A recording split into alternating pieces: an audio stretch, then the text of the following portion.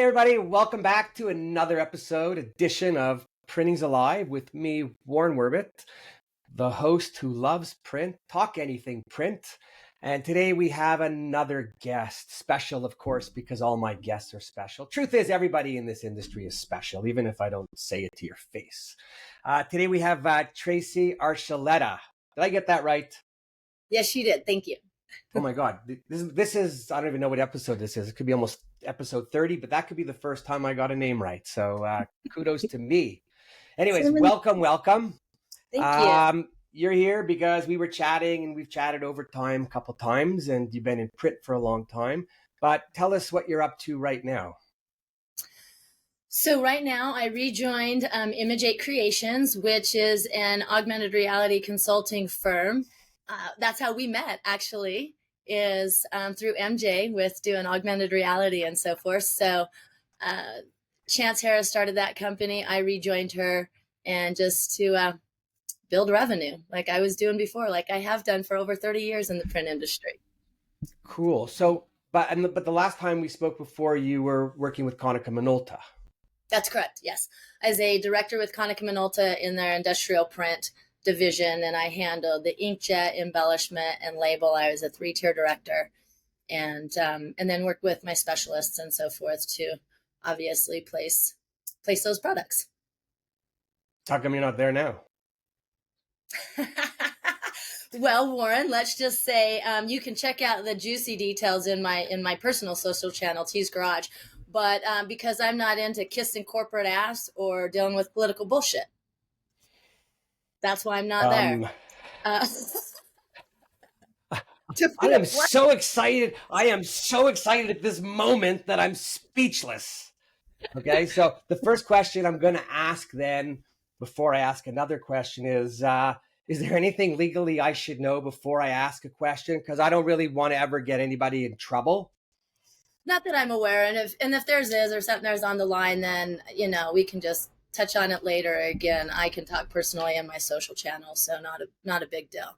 I'm not too worried about it. I'm already terminated, right? Right. So, no, that's your own doing. I just I was just wasn't my doing. That wasn't my doing. That's the thing. No, well, how long were you with Konica? Oh goodness, I've been off and on with Konica since the early 90s. So you're like a real print girl. Yes, I am.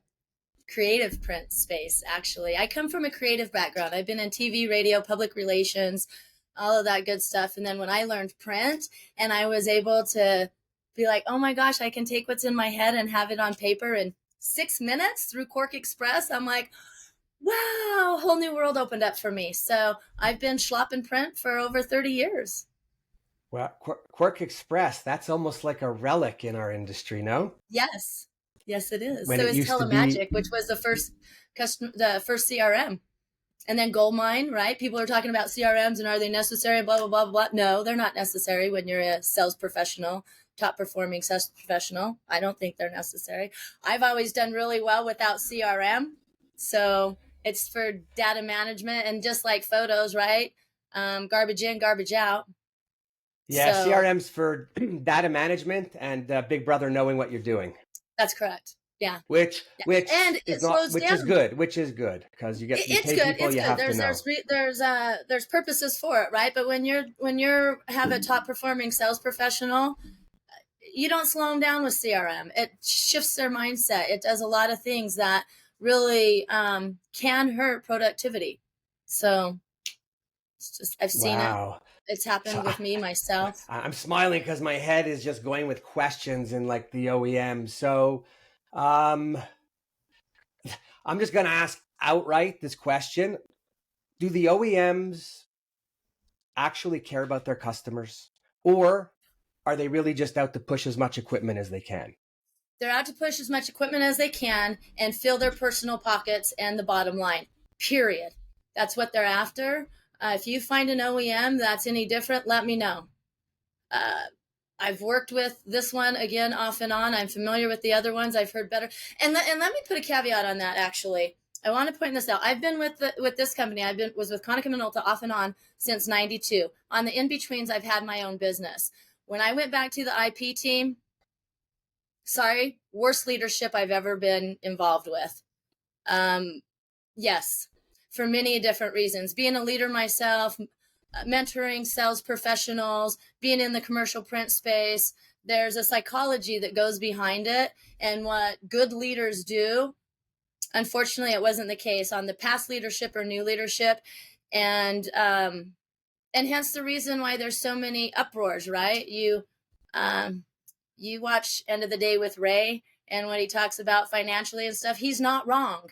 And when that's happening, obviously you have poor leadership because it's affecting the numbers on the sales reps that are supposed to bring in your numbers, right? And when leadership aren't treating even their own people the way that they should be treated, how do you expect them to treat the customer any better? It doesn't happen. So, so no, they don't care about you. And the one thing I want to put out there too is remember, they need you more than you need them. You already have your business. You already have your equipment. You already have things in place. You're looking to maybe be more productive, add something more value, those things. So you don't really need them at the time they want shit signed. So don't deal with that. And that's kind of where I come in too, is a liaison to help buffer that situation and be like, back off, man. We already told you we need to talk to so-and-so and so-and-so. Don't be coming in here or calling or telling somebody to call and get an appointment with me just because you're looking to meet a monthly, quarterly, or annual revenue because you're a poor leader and can't keep your sales reps pipeline full. It all comes down to leadership. A rep's is gonna excel if they have good leadership, period. If they don't, you have problems. You get pushy, sleazy sales reps that want to bug you all the time for an answer that you've already told them you're not going to make right then. So I guess sales reps are sales reps in general. So let me ask you another question, only because you said it's KM, and a hot topic lately everywhere is embellishment. I happen to be somebody who loves embellishment. I love high-end selling. I love quality print, right? When you could sell it and get whatever price it is that you need for it. But there's a big push on embellishment out there in the industry right now. And it's touting it as everybody should have it. The customers want it. The customers will pay more for embellishment. What's your take on it with customers you've dealt with who've had it, who were thinking of putting it in? Is it working? Is it not working? Who's it working for? Who's it not working for? Thank you. Great question. I love embellishment too. I really do. I think in the right application, it works wonders, right? I've always been a firm believer in direct mail for embellishment. First off, I'm a believer in four things: TV, radio, word of mouth, and print, right? And social just kind of comes in and sprinkles everything else on. But with regards to embellishment and print, yes, I feel it's a good thing. However, it's not for everyone, right? Are there some good people out there using it? 100%. Corfact and San Leandro, they use it to market themselves and market the real estate agents and add some bling to their literature. And it helps. It really does show a difference in value or expected value, perceived value, as you will. And then also Serious Graphics out of Phoenix, some of the best embellishment designers I've seen, some of their stuff, and hence the reason why they've won a lot of FSCA awards, right? But it's not for everyone. Commercial printers, they're not designed, a lot of them, to support embellishment. They're printers. Their sales team are not even designed to support embellishment because a lot of them don't know how to add the value of embellishment on it, right? So great tool, not for everyone. And if and when used properly, it does, and it can increase the ROI. You can get that with traditional also embellishment as well, right? So moving into digital, you just need to know how to position it. You need to have a designer that's a true designer, and then use creativity, right? It doesn't go with everything. No, agreed. So with the machine, like with the MGI machines that were sold, I'm just thinking like, are there people who give them back? Are there people flying with them? Are people buying seconds? Are people using those machines for regular production or just digital? Thank you. Yes, there are some giving them back. Um, there are some that have been very successful with them, right? It just all depends on the tools that you have and the support tools, uh, creative designers, an audience, right? Because a lot of people just try to push embellishment on everybody, and it comes down to the application. Is the application the correct application for this client, right? And when you're talking to customers and you're really listening to what they need, then there's an opportunity to 100% add embellishment. And graphic designers, they can turn a project on a dime if they know embellishment, but that's where the gap comes into as well. These OEMs are trying to push embellishment on the commercial printers. Commercial printers don't design print necessarily. Some do if they have a marketing department. Commercial printers print. Designers design for print. So if there's a brand and a designer, a high-end brand, a designer knows about embellishment, they can turn it on a dime and say, hey, how about we add embellishment on this, right? So I've said this for years with KM, and if you remember, I was on the original IP team with KM, and I was launched and evangelized 360-degree marketing analytics platform and also augmented reality. So our space and my space was nothing but advertisers and marketing agencies, and that's the background I came from, right? And so we were educating them on this, and then new leadership came in and they riffed it, bad mistake, and they're trying to get back to where they were 5 years ago. And it's not happening. But again, they're missing the boat. They're talking to the wrong audience. What do they say? Know your audience. Commercial printers don't drive creative, don't drive print. They print, right? Creatives drive print. And I've said that for years. And if you're not talking to the creatives, you're off your mark. You're off your mark.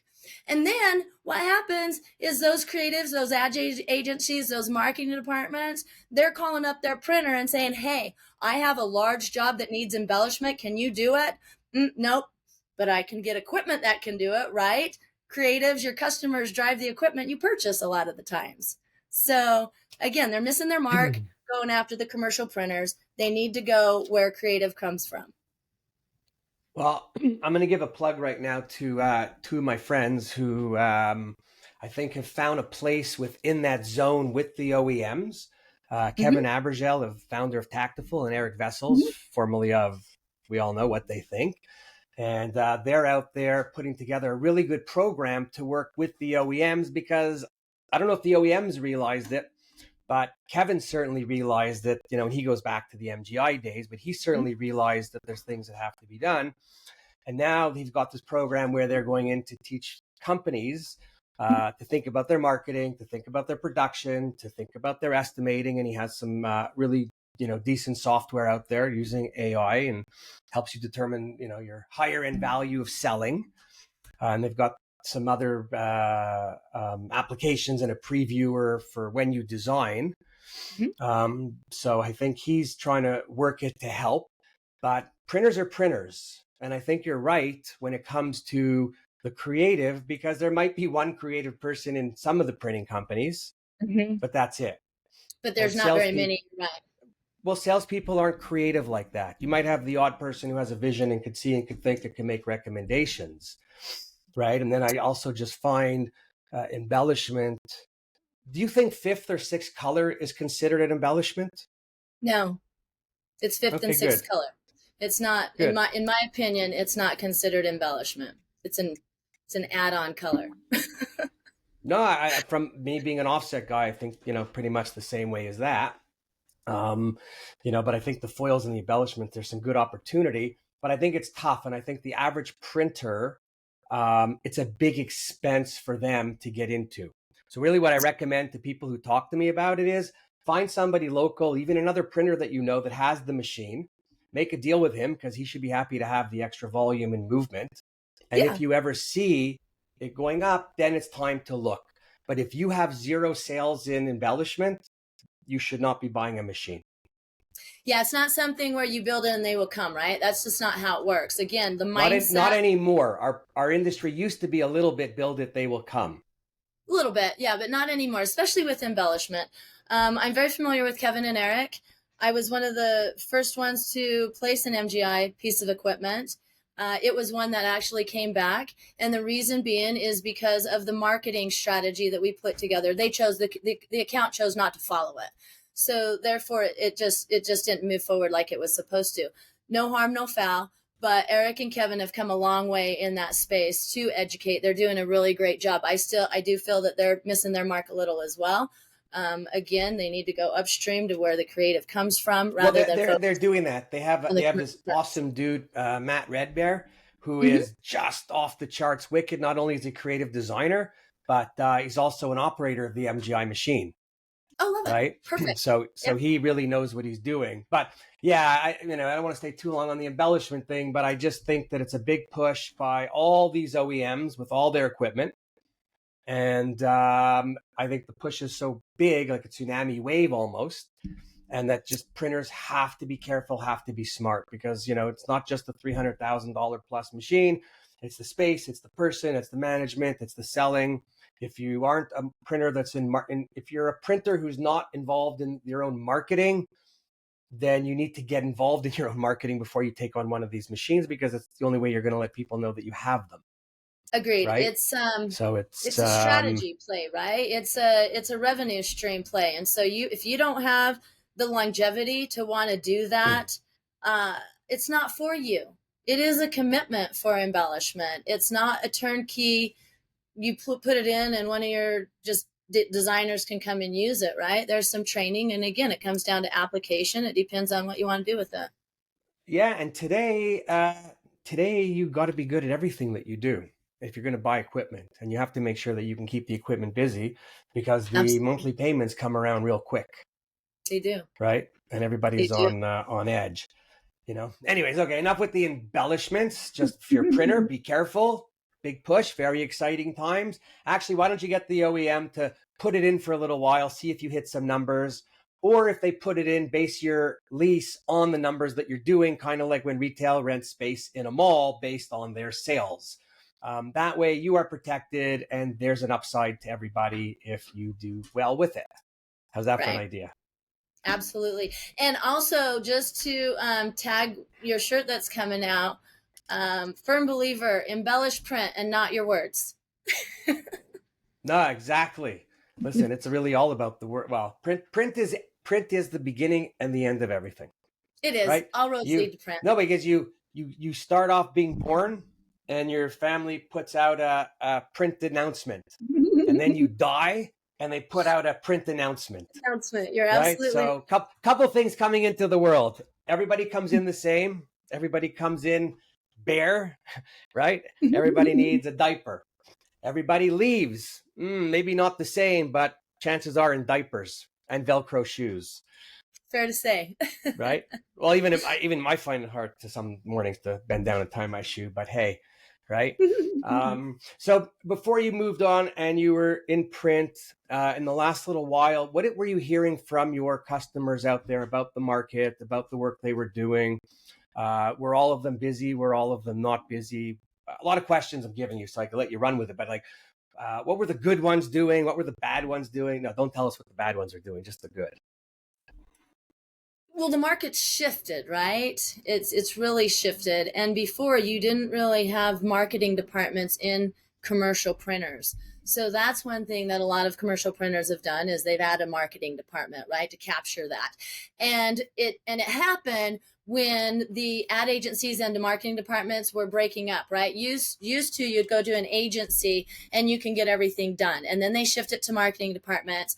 And then it kind of shifted an uproar. And it's a perfect time, actually, for printers to jump over those agencies and go direct to brand without interrupting that relationship, because the brand wasn't promoting or offering everything that the commercial printer had to offer, right?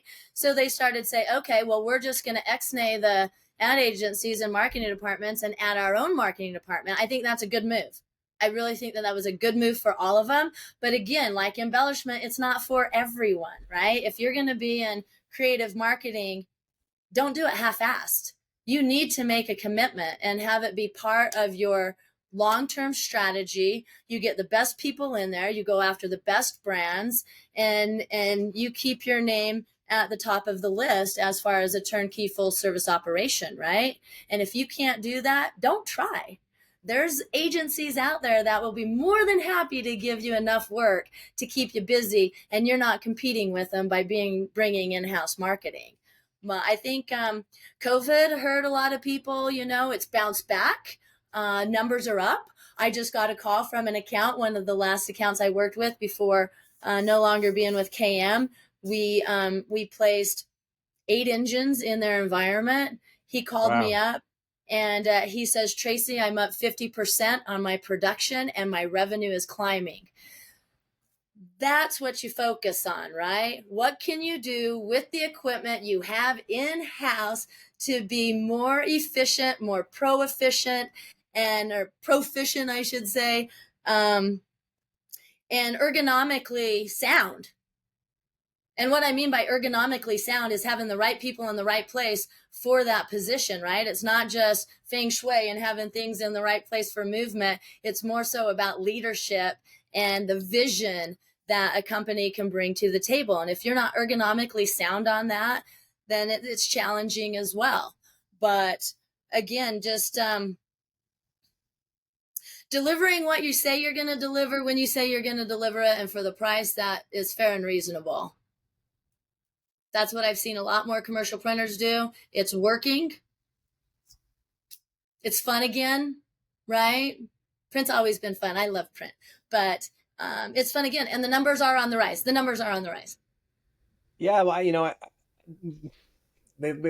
people look at the industry, or the industry looks at numbers and as a whole, and shipments up, shipments down.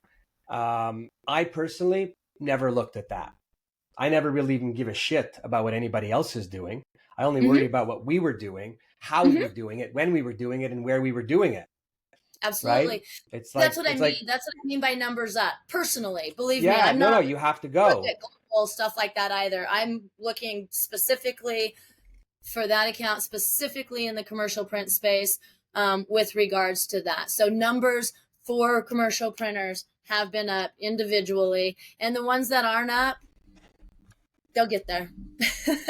Actually, no, they won't. There's a lot that won't, because they aren't doing what needs to be done. I'm gonna make a bet and say the ones you speak to that are feel they're doing well and their numbers are up, it's because they're doing other work to make it happen. It just doesn't come. Yeah, right. Sure. The most successful printers have made themselves a brand. Never mind working with the brands. They figured out that they are a brand unto themselves, and then they go out and they know how to promote what they're promoting, the different ways to promote, the different ways to reach people. Right. Yes. I think I say it every episode, but I tell the people I speak to in print, it's like, go out and do direct mail. Right. Spend the money, do the direct mail, let everyone know who you are, and what you do and how you do it. And on a consistent basis, they will come to you. Right. And it will speak better. Right? Consistent. And it'll be better than any salesperson, because you could be breaking the doors down yourself, doing the different, techniques that you're going to use. And then you're actually making it easier because you're giving your salesperson a good lead. Yes. I mean, if I'm the owner and it's a really good lead, I'm calling myself because I want to keep it in the company or make it a house account, right? Because you want to watch everyone who's coming. But there's so many ways to attract people. And I think part of the problem out there is people aren't doing a lot of the marketing, and it's easier to cut prices. Well, and I think, so I go off the 80-20 rule, and where 20% of your people are bringing in 80% of the revenue, right? And 20% of your customers are bringing in 80% of the revenue. That holds true. And so when you're talking about direct mail and leads and all of that, you also got to remember that a lot of commercial printers get stuck with seasoned professionals that don't want to move out of their comfort zone, right? They're bringing in that 80%. Do you know what I call those people? I call those people legends in their own mind. Absolutely. 100%. But they're valid, right? I mean, come on. If you have a rep that's bringing in majority of your revenue, you're not going to disrupt that rep, right? You bring somebody else in to sell in a market that they're really not hitting. Another thing that I've seen that commercial printers and just people in general, they focus more on new accounts. It costs more time and money to get new accounts than nurturing your existing ones. It's like the McDonald's theory. Ask them one more question. What are you doing with that large format? Where are you sending your large format? Right? One more question can make all the difference when you're schlopping print. It really can. Instead of focusing on trying to turn an account that has been with a company for X amount of years, and you're trying to hard nose them and do all of this stuff and promise them everything, doesn't work that way. It just doesn't work that way. Oh my God, people that do that. I mean, I remember when I was calling on accounts that were pretty solid for other people, because we all know when we're calling on someone more or less where they might be dealing or who they're dealing with. And the one thing I learned a long time ago is you need to have another pitch, not I was talking actually with somebody young today, and he said, "Oh, customers, they want price, they want service, they want quality." Well, today I think all the machines give quality. Yes. For who the customers are, because the customers aren't quality customers in terms of their appreciation of high def color, but the machines are great. Service, you got to get it or you don't get it, right? You got to give service, you don't get the work. Pricing, you only charge what you need for your company to survive and make money, or you leave and find another customer. That's what I think. But a lot of these salespeople aren't even aware of how to talk. And what I used to like to do is load up the team with different samples that we printed, different things that we've done, and have them just go by and pop in and just a visit to say, not selling, just want to show you. Can't show you in an email. Got to show you live, right? And everyone's probably going, that's listening now, going, "Oh, that doesn't work today." And you can't go. You can go to companies and people are happy to see you. Bullshit, it does work, especially today, because of coming off everything. People do like to see you, and when you're going there, genuine with a genuine intent, not a agenda. You're going there with a genuine intent to show them something new that might benefit them. It does work. Put the money aside, and that's one of the things, and I challenge people to do this. Go into a deal and don't think anything about the money. Nothing about the money. Not what it sells for, not what you're going to make on commissions, nothing about the money, and have a genuine conversation with somebody and listen intently. It changes the game, right? Just be genuine. You don't need to shuck and jive to get $1. You don't need to do that. Yeah, no, it's amazing. I mean, even the other day I was with somebody and they came into the meeting and they weren't even carrying like a pen and paper, right? And I said, you got to come in with a pen and paper. You don't have to write anything, but walking in with a pen and paper means you're prepared. Yes. Right. And if you want, you could doodle, but chances are if you've got a pen and paper, you will make a couple notes. Right. Absolutely. I actually have a thing called the Plaud, Plaud, that I bought. It's an AI device that I could record my meetings and then I get the transcript. Oh, love it. Right. And I'll say to people, I'm going to record because then I could actually listen. Most people I don't think could listen and write notes at the same time. If they could, maybe I would have passed university. I don't know. It's a debate. It's a debate in the house.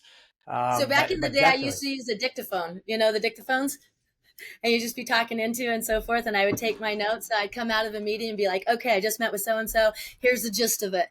And then, I would transcribe it myself. I came from a legal background, so I did a lot of transcription as well. And so I had the setup, right? So I just have my dictaphone, say on that, and then transcribe it. And it just helped me prepare. But that's old school.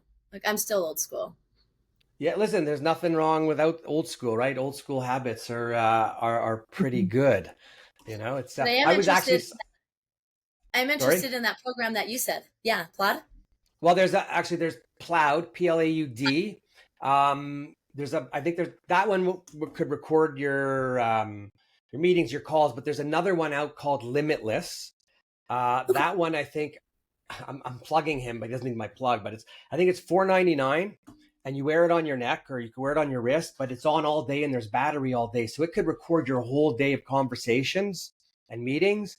And then at the end, you go in, you take what you want and the stuff that you need, you could transcribe and then have it, and then you always have notes I love and you don't that. miss anything, right? And for Yeah. anybody out there who's going, oh, that's an invasion of privacy, screw that. Google's everywhere. I don't hear anyone calling Google turning off history, follow me, or anything. So we're being recorded everywhere we go. You may as well record your Right? own stuff if it could help, Yeah. you better your day. Yeah. We're Big Brother. It's it's been going on forever. Listen, I It's figure sweet. this. If anybody is out listening to me, they need to get a life because there ain't that much worth listening to if you're listening to me. Unless So they're listening I'm to this show right now. Well, the show is something else, but I'm just saying in my day-to-day life, if anyone's listening to me, they need a life I'm because with you. there's not much going on, right? I just want to. So, what is what of all your customers, your best customer? What were they doing in their business? Don't say their name just in case, unless you want to, but just to plug them. But what was their business about in how they were bringing in business and building it up?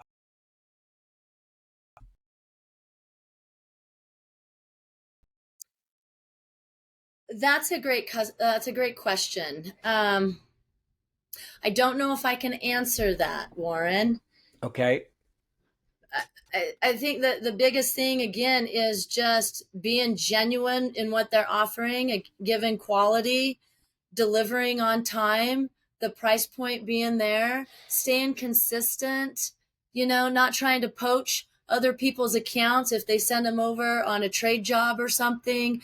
Just doing good, solid business, right? There's not a lot of magic behind it, if you will. Just good, solid, honest business.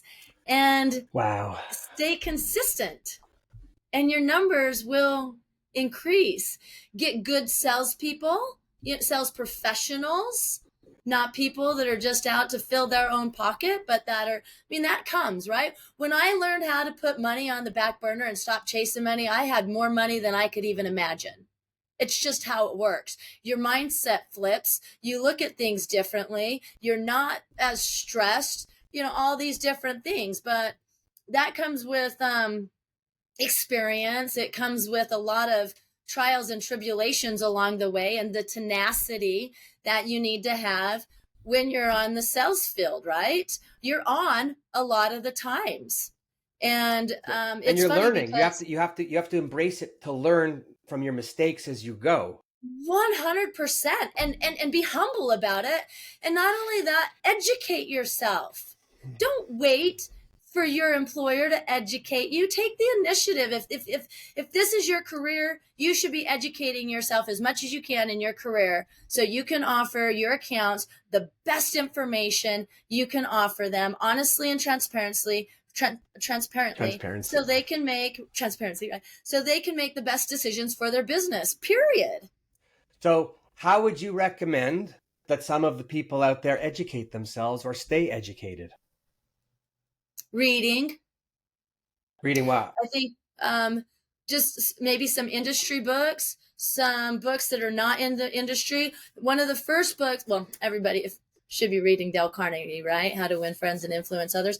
But also I came across a book, The Analytical Marketer, fabulous book. Emotional Branding, another fabulous book. Just maybe some industry information that gets a lot of that gets muddy, right? But just read, educate, stay on top of the industry news. You don't have to read the whole article, just see what's going on, and keep in front of it. I think that's the best thing that they can do, is take the time to educate themselves and not wait for their employers to send them to seminars or do all of this. You can come to my crash course that I'm having, intro into the creative print industry, where we talk about the full process from ideation all the way into customer hands and what it takes to get there, because a lot of people don't realize that there's a lot of steps before it even gets to pre-press. And then it gets to pre-press and it gets stuck because the designers may not have known how to design for it, just a lot of different things that gets hung up on pre-press. But when you have a creative that just spent hours, days, months, and years coming up with a portfolio on a brand, that's a lot of time and effort, right? That's a whole process. And we talk about how many steps you can take out on the print process. You can't take out a lot of those steps on the creative process. So you put a lot of time and effort and everything into that, and it gets to print and gets stuck because of a design issue or something. So just educate. If you're a graphic designer out there, figure out how you convert design for social to design for print. Just those little things that will make all the difference. Yeah, I remember when the web started and all these, we have creative designers, and then we have graphic designers, and then we have desktop publishers. That's correct. Right? The creative designers use typography. The desktop publishers don't know what typography is. Right? And there's a lot to learn. It's old school, new school. Right? But the old school was more of a craft, I think, than the new school. It is. Old school, you really had to learn the programs, right? And really learn how to design. And now, and don't get me wrong, there's programs out that are great. But not always when they're moving into the commercial print space, right? It's still that solid process of converting digital, social media into print, digital print media. And so, yeah, just again, educate yourself. So then you can do the best job for your accounts. I think about all the files I used to get from people that would design and give you finished files or say it. And the logo 72 DPI, and you're like, the logo's no good. They're like, what do you mean? Right. It's from our website. Right. Exactly. Right? My point exactly. And think about, it's time and money on your end, right? It's time on their end of delays. There's just a lot of back and forth that goes on. So again, I feel that if people know the process from start to finish, they'll have a lot more appreciation for it and can do a better job when presenting it. And not only that, be able to find the areas where they can help their accounts build new revenue streams, right? Big difference. When you know the creative process from start to finish, and that's what's helped me in my career, is I can talk from all levels. And also business ownership. I'm a firm believer, if you're in the round table, if you want to have a conversation with me, we need to be on the same level of conversation. Otherwise, as a business owner, I'm not interested. You come to me with a presentation or a proposal in PowerPoint of $1 million piece of equipment, and you're giving it to me on a PowerPoint with all this stuff I have to figure out. I'm pushing it back and saying, when you can put this on one page in portrait format, let's talk. Otherwise, you're wasting my time. Don't give a proposal in PowerPoint landscape. Portrait, numbers, to the point, defined, and then we can talk. Bring the same knowledge to me as I'm giving to you. But I'm a hard ass like that when it comes to business and making decisions. No, I'm sitting here. And it's just one of those things. It's like, I don't have time. I don't have time to go through this. You know how many things I have on my plate right now? And I'm literally giving you 15 minutes of my time. Be prepared, be educated, and give me something that's worth listening to. And then we'll talk more. I love it. No, I think it's great. I think there needs to be more directness, right? More respect of each other, more empathy. I feel, you were on the equipment side before, but on the equipment side, I just feel that, those companies, the OEMs, just have no empathy for their entrepreneur customer owners, right? Well, this is the reason why. Most of them aren't entrepreneurs or owners. Most of them have been with the company for a long time, and they've moved up in their position, or maybe they came from production and moved over into sales, and then they moved up to leadership. They have no idea what it's like to throw your own money on the table. Zip, zero, none. So how can you have a conversation with me when I've thrown my own money on the table? Until you've done that, guess what? Your title doesn't mean shit. No, that's always what I felt, right? Everybody was good with my numbers. Yeah. So what about the ROIs they do when they go into companies? How real are those? Okay, thank you. Great question. Now, if you have a good analyst like I had, again, that has been in the field, knows numbers, have looked at numbers, George, I'm putting a shout out to you. He's spot on his numbers. Now, I double check those as well, right? With my accounts, I'm going through and I'll ask questions. I'll call them. I'm like, this doesn't make sense. And we'll relook at those numbers, because the last thing I'm going to do is over promise and under deliver, right? I'm not going to do that. And I'm big on numbers. If it makes sense, it makes sense. If it doesn't, it doesn't. And there's a lot of ways that OEMs can make those numbers make sense. And so you just have to be really careful and do your own data analysis when you get those numbers back, and cross-check them. Bring them to the table and ask questions about them. So let me ask. So that being said, what kind of questions should printers be asking when they're presented with an ROI? You know, I remember when I was buying equipment, depending from who and what, they would come in with an ROI. If we were buying digital, you know, they want to look at the offset press and what could move over. And I would say to them, don't touch my 40-inch press. I own it.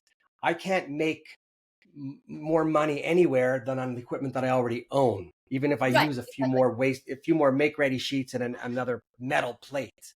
Yeah. Right? Yeah. You got to look at the big picture, right? You got to look at everything, your burden rate, your admin rate. Like, it depends on how you're fleshing out your numbers. Are you looking at like, what are you writing off too, right? There's a lot of things that you can write off in business that if you shift those numbers around, then you'll be a lot more lucrative in that. So again, just making sure that the data that you have given them, going through the spreadsheets and just asking line by line which one is equating to and where they're getting their information. Paper is a huge cost when you're doing ROIs. You can save a ton of money looking at your paper costs, and sometimes shifting from one piece of equipment to another piece of equipment can save you a gross amount in just your paper costs, right? So as far as questions to ask for, you should know your business well enough, in a sense, that where you know your numbers are at, and if there's anything that is throwing a red flag or anything, just ask them and have them break it down for you. They can break it down. The data is there to break it down. And again, if it doesn't make sense, you need to chew on it a little more, work, just dig a little bit deeper into all the aspects of your business to make that make sense for you, if that's the direction you want to go, right? Numbers don't really matter if you want a piece of equipment that you feel in your heart is going to do your business good, right? You can justify it somewhere. So, but numbers are a good base point to start with. Agreed. Yeah, I can justify anything in my head that I want for anything. 100%, right? It's really easy, right? It's I have another question. Please. Not that I wanted to stay on all this, but it's just good. First question is, how do click charges vary amongst customers? Volume. So with regard and negotiation, right? With regards to and size of paper. So when you're going over contracts and you're negotiating, there's single click rates, and there's like your 8.5 by 11, and then there's up to your 13 by 19, right? And a typical production machine is going to naturally run 8.5 by 11. But if you're not savvy and know that they can do a one click on up to 13 by 19, like you're losing a lot of money there, right? So negotiate one click for your 13 by 19, because most of your stuff is full bleed. You're doing 12 by 18 full bleed on production. So it can be one click. You don't have to go So to are you 2 saying clicks. that people are getting 8.5, 11 times 2? Yes, for one click. They can, and they should be Wow. getting that. However, sometimes if you don't bring it to the table, that's one of those things where those dealers, especially one in particular, that I'm very familiar with, they try to do that, and others, and OEMs. If you're not bringing it to the table, then they'll try and manipulate that, right? Because that's where they get, it's the razor blade effect. You sell them the equipment, you make the money off the service. So if you can make, it's a 3.2 rate, right? You're at 6.4 on a 13 by 19 when it really should be 3.2.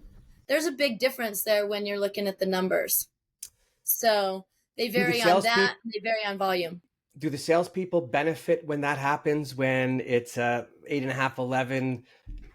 Just the company does it. No, most salespeople do not get paid off of the service revenue that they bring in. It's the hardware, and then the service goes directly to the company. And we I've never been paid off of service revenue in the 30 plus years I've been in the print industry. That's Yeah, where the companies make their money. yeah, and I've heard with from other people that some of the other OEMs with the 5 and 6 color machines, their salespeople aren't really pushing it or selling it because those companies aren't giving them any commission on the on the Yeah, consumables. absolutely. And they should. I mean, you think about it, that's a lot of revenue that we're negotiating, right? For the company, and also saving the customer. So, and then we get some in our pocket. It's a win-win-win. Yeah, it If should it be. was designed that way. It's not designed that way. So, how much is a click on a 1319 Konica machine? Industry standard is around 3.5. If you have somebody like me that's a good negotiator, I can get it way below that. So again, saving you money, right? A lot of money when you're looking at volume. Question: if anybody's listening and they want to reach out to you for some help and some savings, is that okay? 100%. Please do. Please do. Okay. That's what I do. I'm Okay. here to advocate for the commercial printer and consult with them so they can get the most out of their negotiations. I have the knowledge from the OEMs. I've worked for dealer. I've worked on the direct side. So I've seen it from all angles. Remember, don't come to me across the table when you haven't been there yourself sometimes. Well, I've been there. So I've negotiated them for myself as well. So yeah, that's my purpose. So another money saving question, and I'm just curious how much. So I remember putting in a couple machines with Xerox, but it's all the OEMs, and it's coming to the end of a quarter, and they want to get that first sheet run off by midnight, right? I remember the last time when I was putting in a machine, Xerox came to me and gave me $25,000 more to make sure that we got that machine going. So 2 questions. How much money do they have in the machine that they could offer you up something like that? And does it matter? Or is it just a bigger accounting game of numbers and quarters and whatnot? I mean, share price and all that I get. And then how much can you push to ask for when that happens? And does it depend on the cost of the machine? I love that question. So OEMs will usually give incentives, right? And they'll subsidize equipment sales and stuff like that a lot of time. Now, that exact number will vary. And that's why they'll get a fluff of money or whatever, and they'll say, oh, we'll give you 25,000 or 40,000 if you sign this month or whatever, right? So a lot of that's coming from the OEM. What can you get back with that number, that in-between number of hard cost and MSRP? A gross amount of money. Again, if you know what to negotiate for, right? And where those numbers really should be. So just keep pushing that negotiation until you feel comfortable with those numbers, right? You have a number in your head that you feel comfortable with. 9 times out of 10, they'll usually meet them if you just ask. That simple. It can be that simple. Yes. Yes, it can be. So it would be safe to say anyone who's looking to buy equipment, go out and find their end of quarter, end of year, and start off negotiating that way. And you could even tell them you're negotiating that way because Absolutely. right? Yeah, and again, there's always going to be a promo. There's always going to be something, right? That's negotiation. I mean, that's why we do what we do. It's all a negotiation. Great, you're coming to me with a promo. I'm not ready to buy right now, but guess what? I would like the same numbers in 2 months. Oh, well, it's going to be gone. Well, then so will I. I mean, promo all the time. I've had OEM that they come in and you have a machine that's coming to an end, or you have another year. They're like a bit like car salespeople. They have another year and they want you to trade up, and then they come in and then they'll offer to take off X amount of dollars of your balance. They'll put the other amount, like a leasing company car, back in. Yes, they and do. Then they'll do the ROI, and then they'll play with the click charges so at the end they can show you how you're actually saving and making more money on the new machine than on the old. And sometimes that makes sense. For production equipment, a lot of times that makes sense within the 3 to 5 year, right? Now, here's another something to be aware of. Some companies will try, one specific, they've done it for years. They will wrap the service agreement in with the lease. When you're negotiating equipment, ask them to break it out. Because if you attach your maintenance on with the lease and you go to do a buyout in 3 to 4 or 5 years, then you're paying for maintenance that is not rendered, which in some states is against the law. So then what it does is it puts you upside down on your equipment, and it's hard to buy that equipment, right?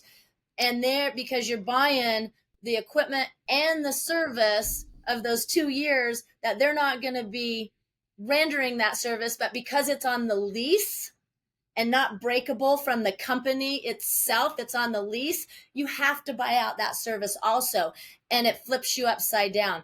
Big no on the dealer side. They shouldn't be doing it. And so whenever negotiating contracts, have them break it out. And what you'll find are the numbers are different because they can't hide as many numbers when they do that.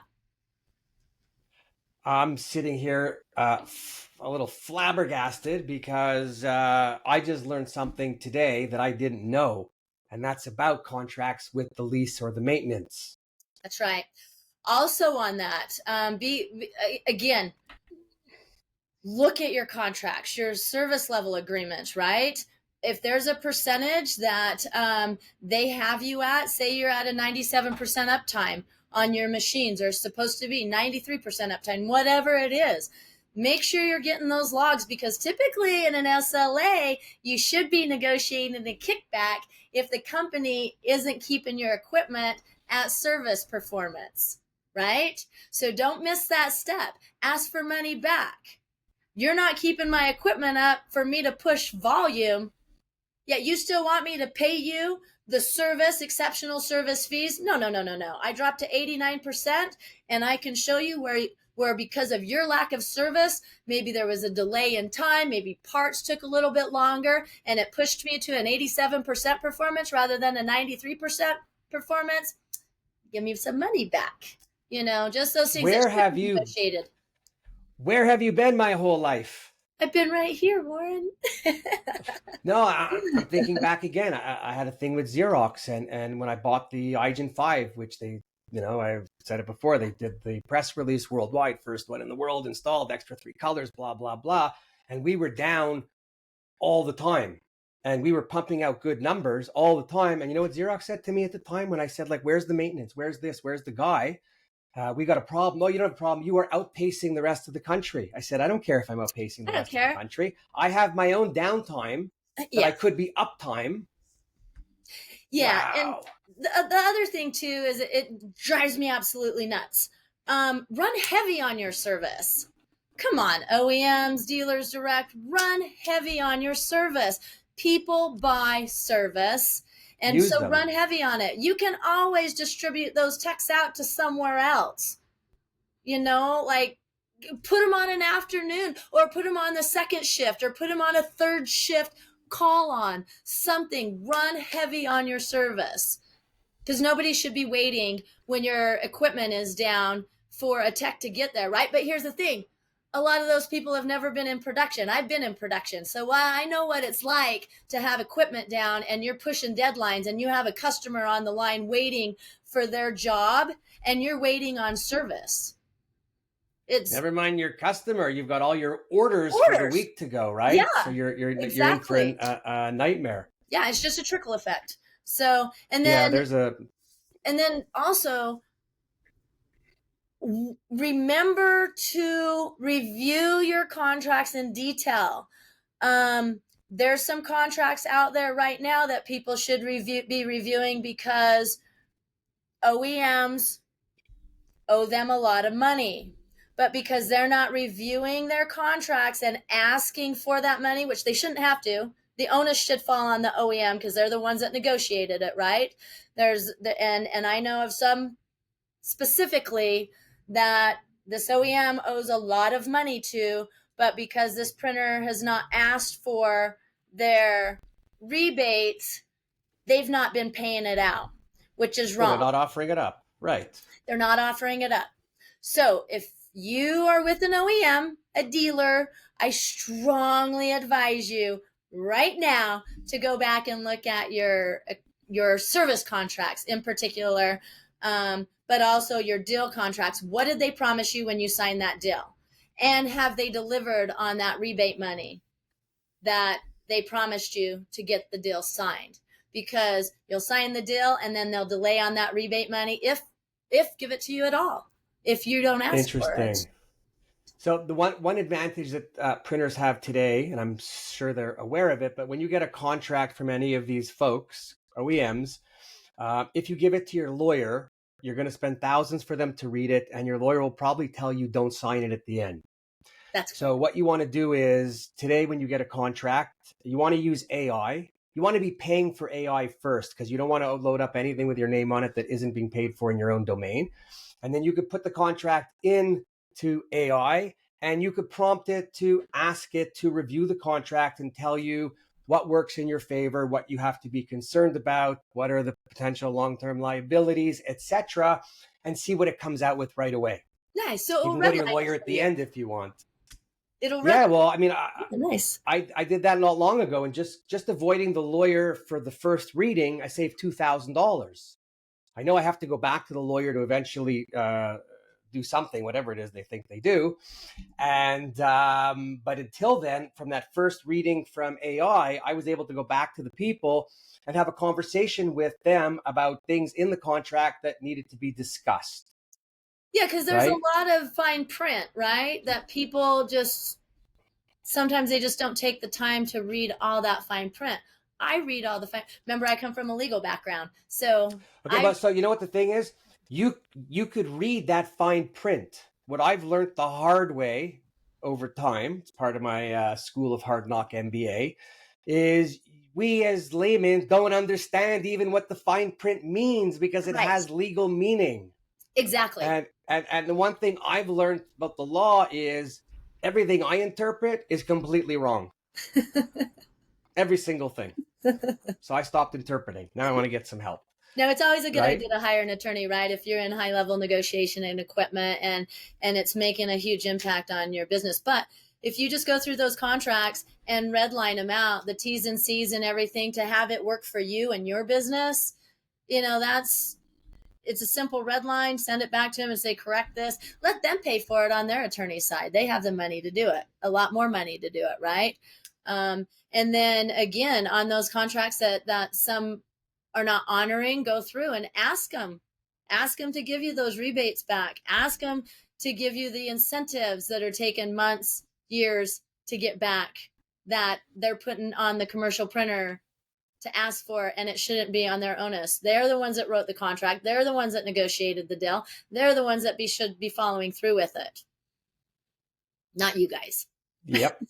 Oh my God. Okay. We're gonna there's so much more, but we're gonna end this one, but we're gonna do it again because just the information that you provided, and take out names. There's no names or anything. It's just basic stuff that printers should do. Yes. A lot of the good printers know that. I mean, that's why I was probing you with some of the questions, because I know, I mean, that's some of the things that we used to do. But this is exactly what I want to have on this podcast, where the printers could learn how to do things a little better to better themselves. And on the flip side, the OEMs could learn a little bit also from the printers on this side.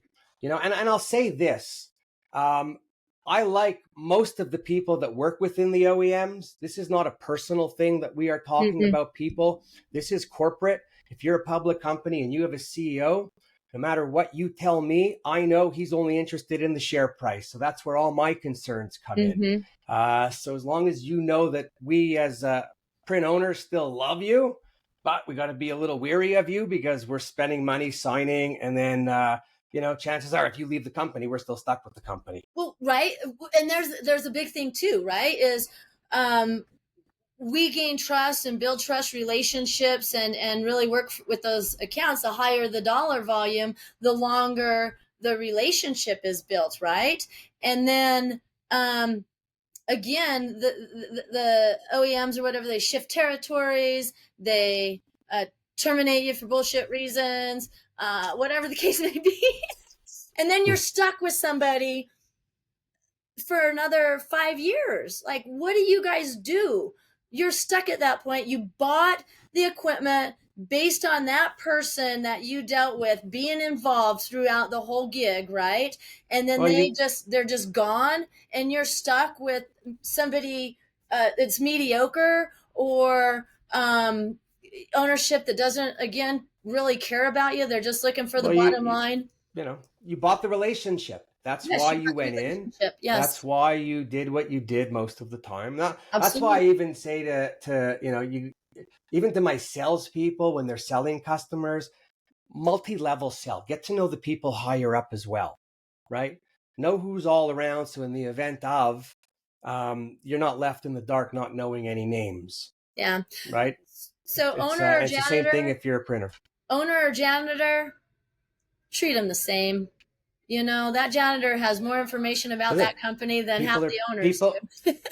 People are people, and all people deserve to be treated respectfully. Agreed. End of story, right? Agreed. And I mean, listen, at my company, the receptionist and the shipper were the two most important people. It was the first voice person on the way in, and the shipper was the person who made sure your stuff was going out properly out the door. Everybody in the middle was just fluff. Yeah. Well, not really fluff. It's not really fluff, but don't discount anybody is really what I'm saying. Sorry, that there's an ambulance going by, and so my dog is howling. Is that your dog? That's my Prince. Come here. Yeah. That's funny. An ambulance going by, so I always say, "Oh, he's howling for the person in it." Your dog's an ambulance chaser? What kind of dog? No, he just cares about the people in it, so he's just saying a prayer for them when he's howling like that. Cool. Yeah. All right. So before we close this down, any final words to anybody who's listening? And I'm sure there's a few people listening at this point. Yeah. Just again, remember, ask good questions. Don't let people push you into purchasing when you're not ready. Remember, they need you more than you need them, and there's always a deal that can be on the table. So if you need help, just reach out. I mean, I love sharing information.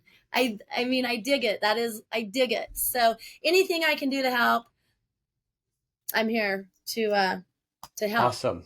Yeah. Awesome. Wow, what a session. I didn't even know what I had planned in my head, but it wasn't discuss all of that. So that was a bonus. And I think this time for a lot of printers, you've picked up on a few things. You might have known a bunch of stuff. Now we just reconfirmed it. If you didn't know, now you know. You can reach out to me anytime you want. If you want any help negotiating, discussing, you could reach out to Tracy as well. We're both actually here together to help you if you can need it. As printers, let's take the world back. Right? and own it. Agreed. To everybody else, thank you so much for supporting me and listening, and continue to listen.